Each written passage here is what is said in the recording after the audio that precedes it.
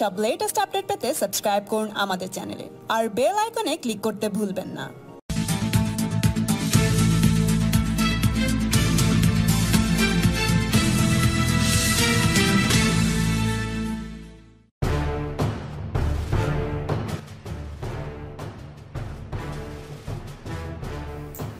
সতর্ক করা হলো বিজেপির রাজ্য সভাপতি দিলীপ ঘোষ এবং কেন্দ্রীয় নেতা রাহুল সিনহাকে। সূত্রের খবর অনুযায়ী দলের সভাপতি অমিত শাহ বেফাঁস মন্তব্যের জন্য এই সতর্ক করা হয়েছে। রবিবার দিল্লিতে দলের সদর দফতরে রাজ্যের নেতাদের নিয়ে বৈঠকে বসেছিলেন অমিত শাহ। সেখানে দিলীপ ঘোষ, রাহুল সিনহা ছাড়াও ছিলেন মুকুল রায়, বাবুল সুপ্রিয়, এস আলুওয়ালিয়ার মতো নেতারা।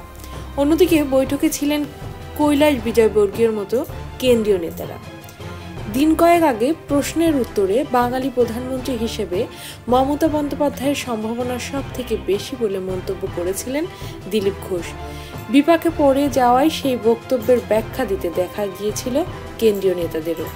সূত্রের খবর অনুযায়ী এই মন্তব্যের জন্য সতর্ক করা হয়েছে দিলীপ ঘোষকে।